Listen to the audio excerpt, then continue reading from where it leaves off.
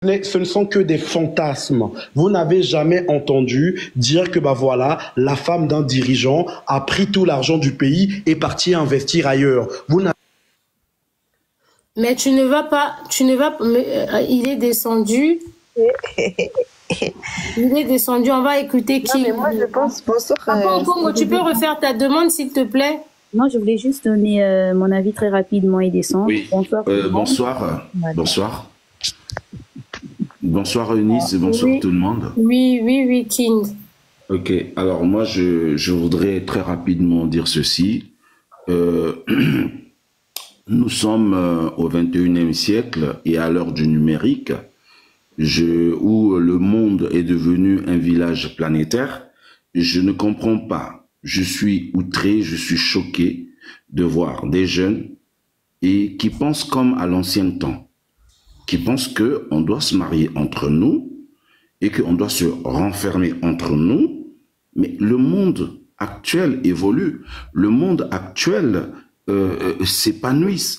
Le monde actuel n'est pas comme le monde que nous avons connu dans les années 80, dans les années 70. Nous sommes à l'heure du numérique. Et donc, on ne peut pas, aujourd'hui, où les choses sont en train d'évoluer, le monde se développe, les consciences également, et aujourd'hui, on va vouloir se renfermer entre nous. Moi, je ne comprends pas ça.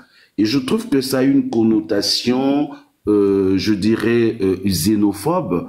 Peut-être pas, peut-être que je serais un peu trop fort en utilisant ce mot-là, mais je trouve que c'est quand même très déplacé. On ne peut pas prétendre contrôler le cœur des humains et en leur imposant de se marier entre eux. C'est absolument faux.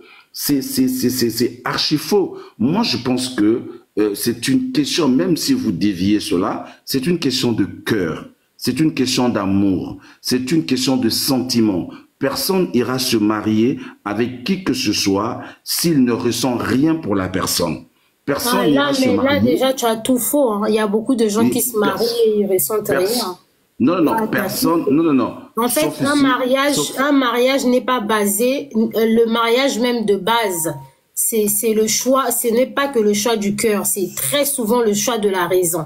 Même s'il y a des gens, même si l'amour était là, mais tu as pesé le pour et le contre. Le mariage, c'est le choix de la raison. Tu es d'accord avec moi qu'on ressente au moins quelque chose pour la personne.